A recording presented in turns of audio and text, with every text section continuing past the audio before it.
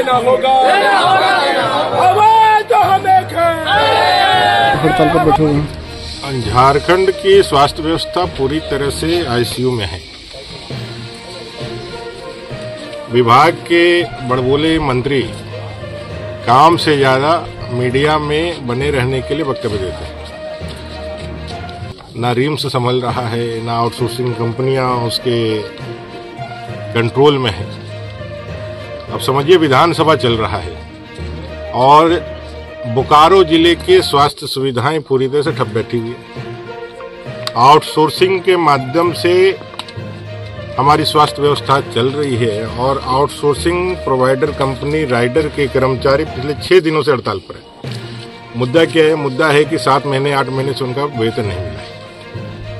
और जब कंपनी को यह विषय बताया जाता है कि भाई हमें वेतन नहीं मिला है, हमें वेतन दीजिए, तो कहता है कि नेतागिरी करोगे तो तुमको बाहर निकाल देंगे। बाध्य होकर के कर्मचारी जो यहाँ के स्थानीय युवक हैं, युवतियां हैं और लगातार 5 साल 10 साल से काम कर रहे हैं, बाध्य होकर के उनको हड़ताल पे जाना पड़ा। लेकिन दुर्भाग्य है इस राज्य के कि ऐसी एक सरकार है, वो सरकार है जिसके कानों तक 6 दिन बैठे हुए से धूप में बरसात में बैठे हुए लोगों की आवाज तक नहीं पहुंच रही। स्थानीय प्रशासन भी मुख्य दर्शक बना हुआ है। स्थानीय प्रशासन भी राइडर कंपनी के पूरी तरह से लगता है कि उसके मनमाना पूर्ण व्यवहार या मनमाना पूर्ण उसके रवैये के आगे नतमस्तक है।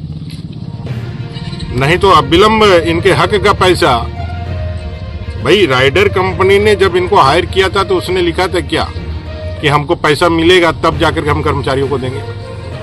या सरकार ने कोई राइडर कंपनी को जब यह आदेश दिया है तब एक क्लाउज रखा है क्या कि भाई हम पैसा देंगे तब आप कर्मचारियों का भुगतान करेंगे? राइडर और सरकार से क्या समझौता है तो राइडर और सरकार जाने। कर्मचारी डेली खट रहा है, डेली सुबह से शाम तक लगा हुआ है, तब जाकर के स्वास्थ्य व्यवस्था चल रही है। महीना पूरा होने के बाद उसको वेतन मिलना चाहिए, ये उसके हक अधिकार, ये श्रम कानून भी कहता है। तो मुझे लगता है कि राइडर कंपनी को, स्थानीय प्रशासन को और राज्य की सरकार को, विधानसभा चल रहा है, विधानसभा में माननीय मुख्यमंत्री और बड़बोले स्वास्थ्य मंत्री को मैं यह अपील करूंगा कि इस हड़ताल को तोड़वाए और अविलंब इनके जो भी मांगे हैं, चाहे ईएसआई है, चाहे पीएफ है, चाहे इनका वेतन का नियमितीकरण है, उसको अविलंब करे और इस हड़ताल को तोड़वा करके स्वास्थ्य व्यवस्था जो पूरी तरह से ठप हो चुकी है उसको पुनः चालू करे। यहाँ के स्थानीय विधायक भी 6 दिन पड़े हुए हैं मगर सुध लेने एक बार भी नहीं पहुंचे। माननीय विधायक जी को सोने से यदि फुर्सत मिले विधानसभा में, अगर वो जग जाए तो आग्रह अपील होगा कि वो भी एक बार अपने श्रीमुख से इनकी समस्या को विधानसभा के पटल पर रख दे। तो मुझे लगता है इन सारे गरीब लोगों का एक भला हो जाएगा।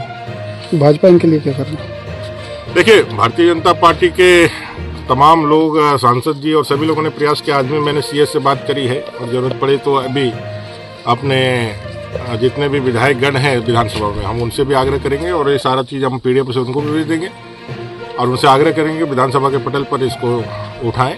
और मुझे लगता है कि अगर विधायक चंदन क्यारी इस विषय को नहीं उठाते हैं तो अगले 2 दिन के अंदर यह विधानसभा में जरूर उठेगा मामला। भारतीय जनता पार्टी के लोग उठाएंगे। देखिए, आज हम लोग का यहाँ 6ठा दिन है और अभी तक कोई उस तरह अधिकारी हमारे यहाँ सूद लेने के लिए नहीं पहुंचे।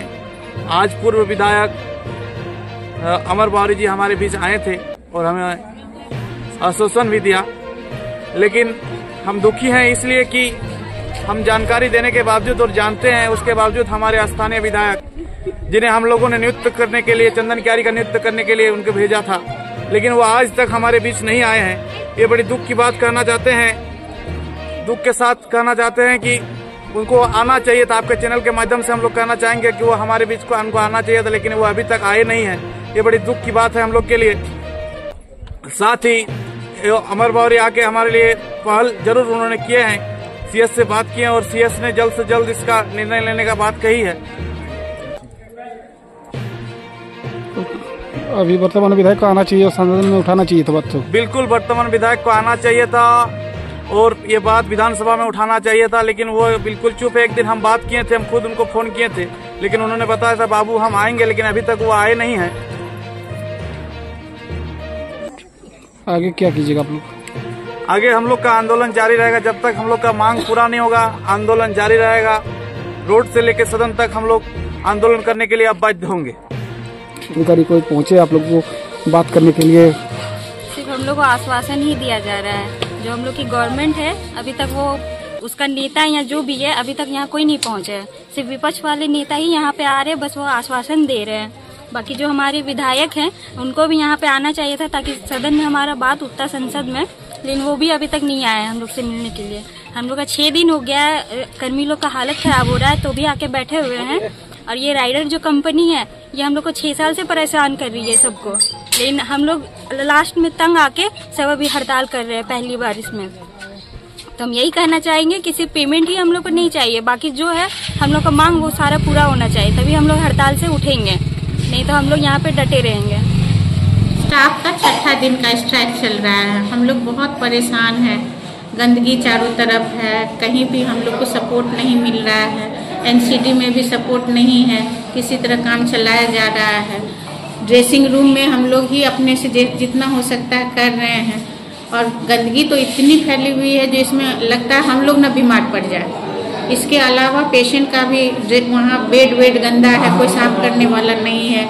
लेबर रूम का भी वही हालत है। इसलिए जितना जल्दी हो आप लोग कोऑपरेट करके प्लीज़ इसको ख़त्म करवाइए जैसे भी हो, नहीं तो इस हॉस्पिटल का बहुत बुरा हाल हो जाएगा। पेशेंट का यहाँ इनपुट बहुत ज़्यादा है, और इतना स्टाफ नहीं रहने से पेशेंट का ट्रीटमेंट भी नॉर्मल जैसा होना चाहिए नहीं हो पा रहा है।